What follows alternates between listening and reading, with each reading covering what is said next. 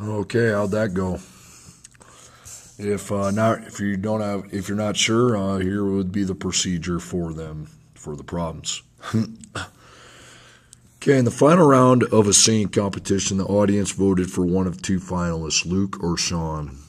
Luke received 25% more votes than Sean did. Altogether, the finalists received 5,175 votes. How many votes did each receive? Now, I know what some of you were thinking when you first did this problem. You're like, oh, if I know Luke got 25 more, we can just put x plus 25 and x, set that equal to 5,175, and bada bing, bada boom. That's not going to work, and here's why. This is votes. This is percentage. Different units, okay? Now, if that said 25 more votes, 20 without the dang percent, yeah, that would be the way to set it up. But since it's percent, got to take a little different approach. It's going to be equal to 5,175, I can tell you that.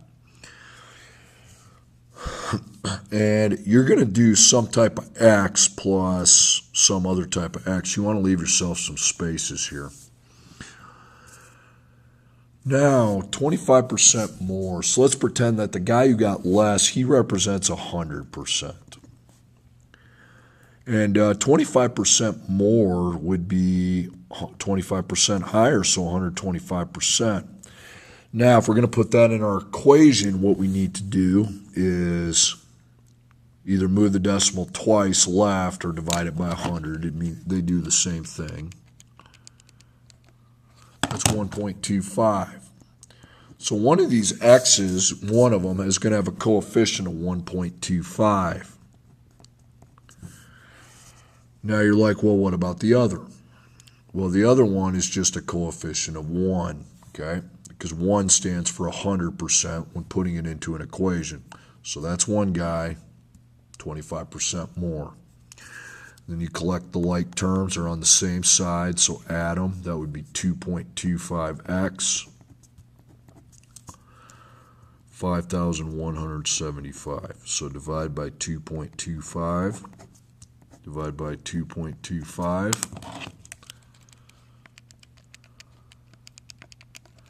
I got 2,300. Now, you needed a second answer, but it's easy to find. Now, you know that's how many votes he got. Now, if you know they together got this many votes, if this many people voted, well, to find the other one, you can just take 5,175 minus the one you already know, and then what's left over is the other guy.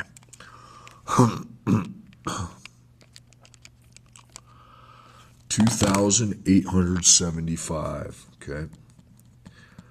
Now, as far as said Luke received more, so this must be Luke's votes.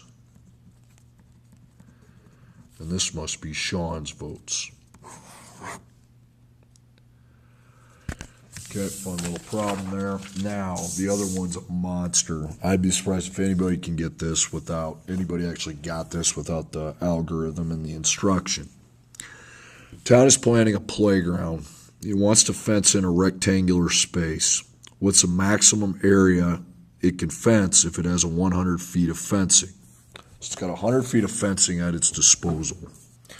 Now, maximum area, I draw the parabola. I know there's going to be an x and a y coordinate, okay? And the way to find the x is the opposite of b divided by 2 times a. Now to find your y, again, you're just going to replace x, but here's the challenging part is getting the equation. Now we're talking about area. Area is length times width. So instead of a, I'm going to put y, okay? And here's my fence. It's rectangular, okay? I drew a little picture for you. Now, we're going to call the length x, okay? So I'm going to just put an x in that. Now, here's the tricky part. The tricky part is being able to come up with an expression I can use with the width. That's tough. It is, okay? Now, you got to remember, we have 100 feet of fencing. We're going to use x feet of fencing here, x feet of fencing here. So to find out the fencing we could use for these sides, I would need to take minus these two sides from 100. Well, since they're x's, it would be what I have left is I have 100 feet, and I minus x here and minus x here. Then that's left over for these two sides. So how many x's are there here? That'd be 2. So it'd be 100 minus 2x would be how much fence I have left over. Now some of you are like, so I just put that in for width? Not exactly. You have this much left over, but you need to divide it equally for these two sides. Okay? So since you need to divide it equally amongst two sides, what do you do with a number if you have to divide it equally amongst two things? You divide it by 2. So you need to divide both of these by 2. And that's going to be 50 minus 1x. Now let's backtrack a little bit. You're like, why am I writing 100 minus 2x? Because you had 100 feet of fencing.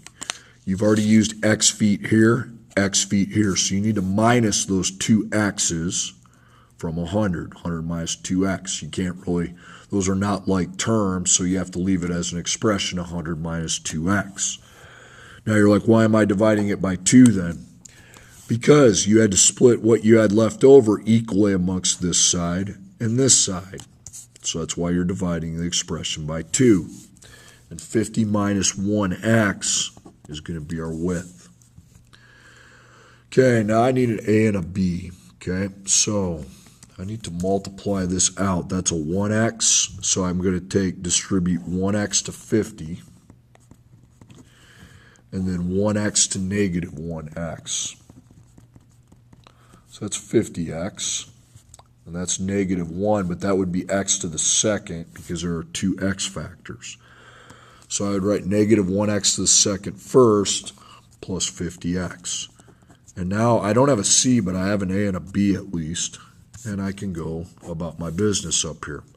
So the opposite of b is negative 50. And then 2 times negative 1 is negative 2. Then divide that, and that's 25. That's not your maximum area, though. The area is the y. 25 feet is just how long we're going to make this, so it'd be 25 and 25. Now to find the maximum area, we need to replace x with 25 in the equation. So y equals negative 1 times 25 to the second plus 50 times 25. I got 625, and that's the maximum area. 625 square feet. Tough problem. Again, maximum, I set up the whole setup, and then I draw a shape. I can call any dimension x, and the other side's x. So I have 100 feet of fencing, so I subtract an x and then another x, so I'd be subtracting 2 x's. Then divide it by 2 because you got two sides you have to split that up into. Okay.